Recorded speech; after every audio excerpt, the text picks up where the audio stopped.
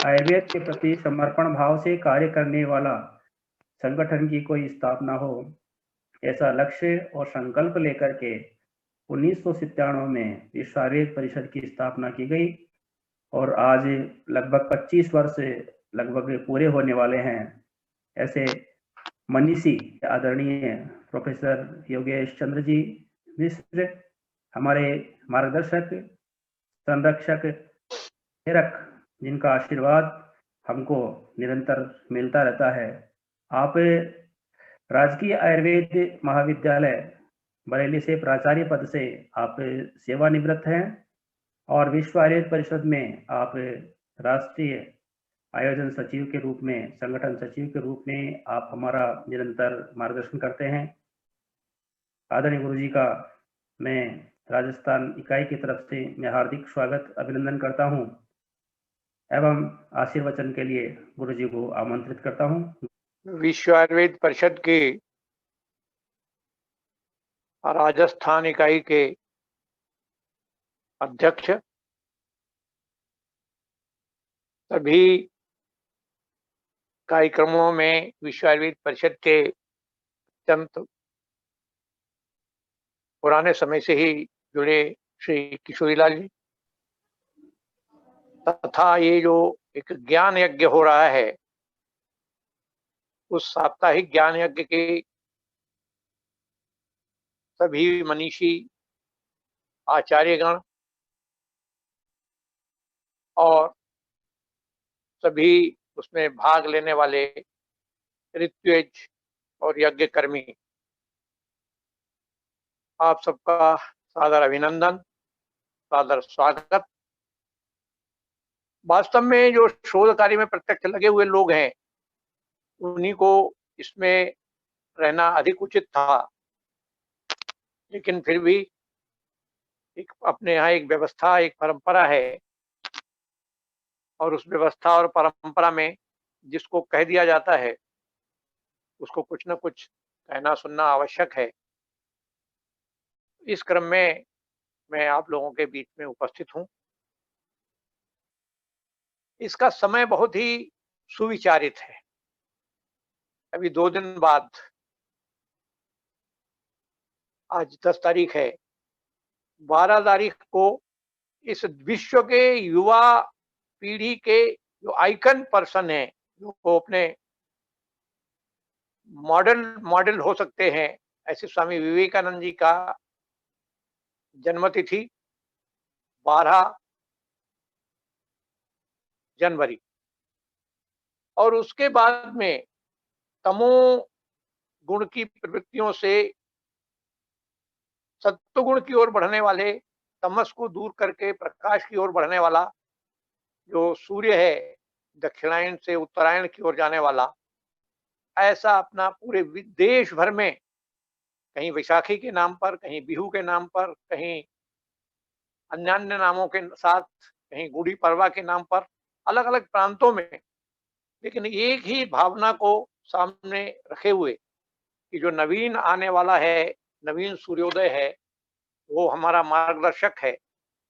इस भावना से ओतप्रोत मकर संक्रांति, इन दोनों ही विषयों पर आप सब लोगों ने इस कार्यक्रम का जो आयोजन किया है, आयुर्वेद के ऊपर एक ही लांछन, ये लांछन मैं इसलिए कह रहा हूं कि जो लोग बात करते हैं उनकी कोई आयुर्वेद में श्रद्धा नहीं है। वो कोई अवसर ढूंढते हैं कि आयुर्वेद को कैसे भी, आयुर्वेद के लोगों का आत्मविश्वास तोड़ा जाए। तो ऐसे लोगों का एक ही कहना है कि आयुर्वेद में रिसर्च नहीं है, आयुर्वेद में रिसर्च नहीं है। तो ऐसे रिसर्च करने वाले जो पुरोधा हैं, रिसर्च कराने वाले भी और रिसर्च करने वाले भी, उन लोगों का एक एकत्रीकरण, इतना बड़ा विशाल एकत्रीकरण आप लोगों ने जो किया है, निश्चित रूप से एक बहुत ही महत्वपूर्ण और उपयोगी कार्य आप लोगों के माध्यम से हो रहा है। अभी जो विषय आज लिए जाएंगे या पिछले 3 दिन से चल रहे हैं, बहुत ही महत्वपूर्ण विषय हैं। डाटा कलेक्शन कैसे निर्माण किया जाए, कैसे शोध की जाए, शोध में क्या क्या समस्याएं हो सकती हैं, उसको कैसे कैसे दूर किया जाए, ये बहुत महत्वपूर्ण विषय है।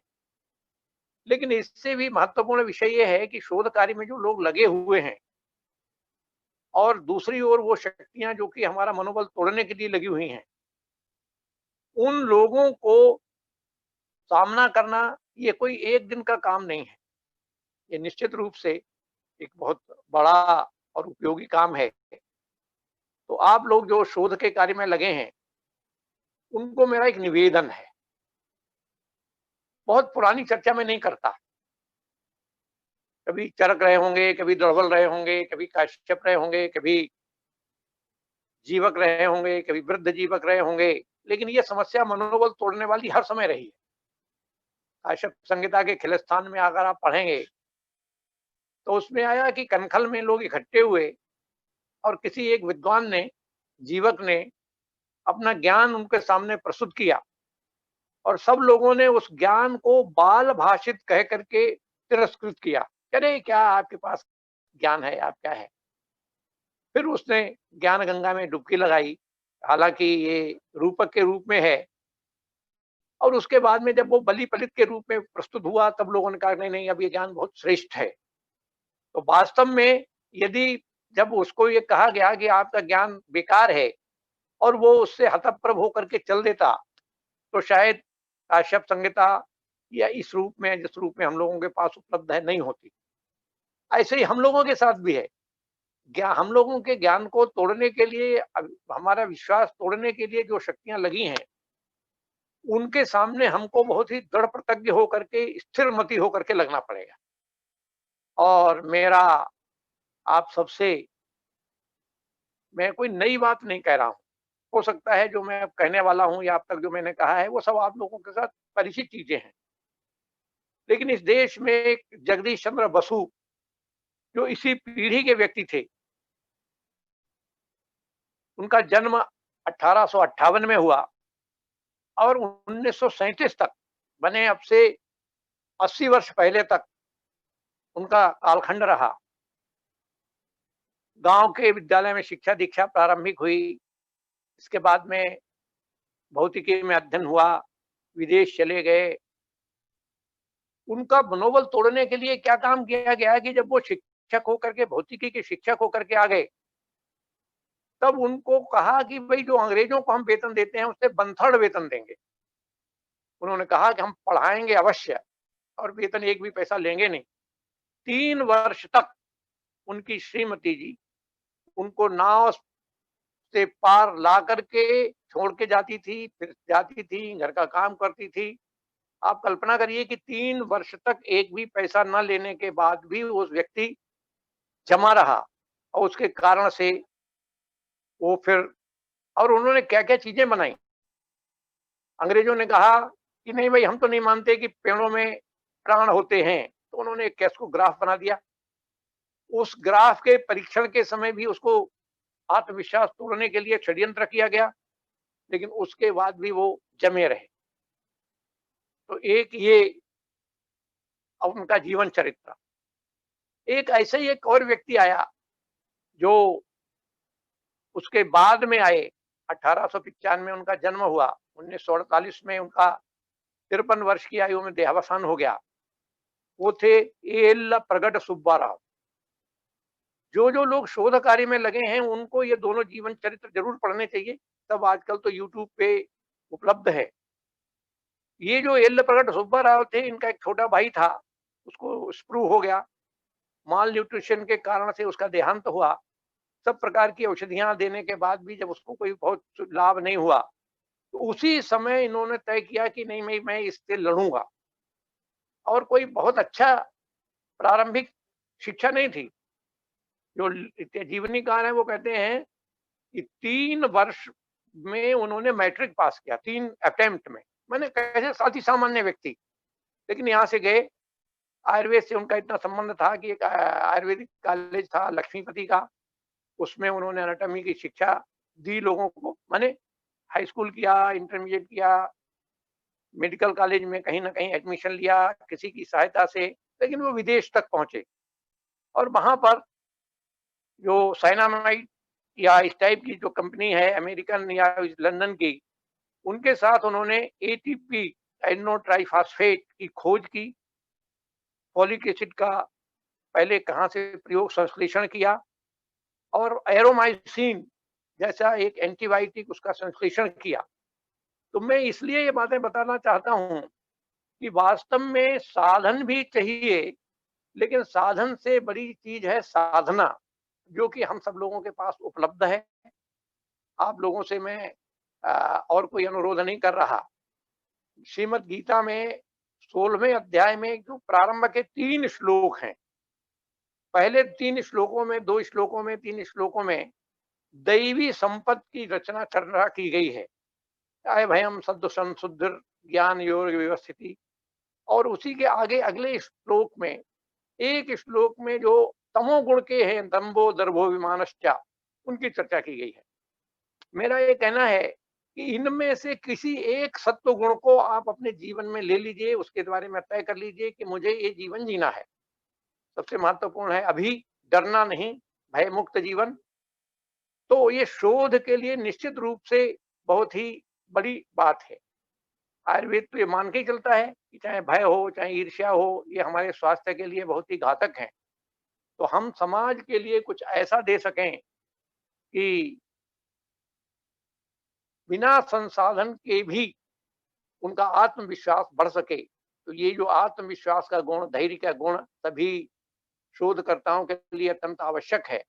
मैं समझता हूँ कि विश्व आयुर्वेद परिषद के द्वारा प्रारंभ की गई इस मुहिम से इस देश में इस प्रकार की जो एक कमी अनुभव की जा रही थी, वो दूर हो रही है। विश्व आयुर्वेद परिषद अनेक क्षेत्रों में काम कर रहा है, विद्यार्थी क्षेत्र में, अध्यापकों के क्षेत्र में, चिकित्सकों के क्षेत्र में, शोध के क्षेत्र में, सभी प्रधानाचार्यों को इकट्ठा करना, जो लोग आयुर्वेद के लिए एक अच्छे कारण सिद्ध हो सकते हैं आयुर्वेद के विकास में, उन सबके लिए हम लोग काम कर रहे हैं। सदस्यता बड़ा ऑनलाइन सदस्यता हो गई है, शायद आपको बताया गया होगा, नहीं तो ये जो संचालक लोग हैं इनसे जानकारी मिल जाएगी। कुल 1100 रुपए में आजीवन सदस्यता है। तो सदस्यता का आग्रह मैं इसलिए कर रहा हूँ कि मैं उसका ही संगठन सचिव भी हूँ, और उसके नाते से जो एक बार आप जुड़ेंगे तो आपको क्या करना है, ये इतना ओपन एंडेड ऑर्गेनाइजेशन है कि उसमें जो जुड़ेगा उसके मन में जो भी हो आयुर्वेद के विकास के लिए, आयुर्वेद के विस्तार के लिए, वो अपना करने के लिए स्वतंत्र है। कोई ना बंधन नहीं है, बस एक अनुशासन है। ये एक अनुशासन ये कि सब लोग मिलजुल करके बिना ईर्ष्या द्वेष के, बिना भय के काम करें। और एक भी गुण, आप सब लोगों में सब गुणी लोग हैं, नहीं गुणी नहीं होते तो यहाँ तक नहीं आते।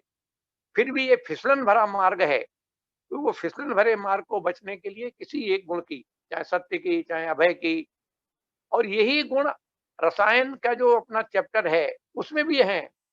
सत्यवादा नमक क्रोधम, सत्य अक्रोध के बाद हमने तय की, तो फिर कोई भी कारण होगा, गुस्सा नहीं करनी है अगर निर्णय ले लिया, तो निश्चित रूप से एक सद्गुणी व्यक्ति के रूप में, सद्गुणी समाज के रूप में हम लोग खड़े होंगे। तो ऐसे इनमें से किसी एक गुण को, 2 गुण को चर्चा करके उनको अपने जीवन में उतारें, उस मार्ग पर चलें। साधनों की आवश्यकता जरूर होती है, लेकिन साधनों से अधिक आवश्यकता है शोध कार्य में, साधना की होती है। तो मिशनरी स्पिरिट से, मिशन की भावना से, त्याग और परोपकार की भावना से आप सब लोग काम में लगेंगे, तो निश्चित रूप से आयुर्वेद का उद्धार होगा, आयुर्वेद की पुनर्प्रतिष्ठा होगी, जिसके लिए हम लोग लगे हैं। और आयुर्वेद अपने पुराने वैभव को प्राप्त कर कर उससे भी आगे बढ़ेगा, 2-4 कदम आगे और बढ़ कर के हम नई पीढ़ी को एक अच्छा आयुर्वेद देके जाएंगे। ये हमारा विश्वास है। इसी विश्वास को आप लोगों के माध्यम से जागृत करना है। इसको जागृत करते हुए मैं अपनी बात को समाप्त करूंगा। मैंने प्रारंभ में भी कहा था कि मैं कोई नया काम नहीं कर रहा, लेकिन इन सबके माध्यम से आप सब लोग बड़े श्रेष्ठ काम में लगे हैं, उसके लिए मेरा हाँ, मेरी शुभकामनाएं हैं, और उसमें आगे बढ़ें, यही मेरा अभिमत है। धन्यवाद।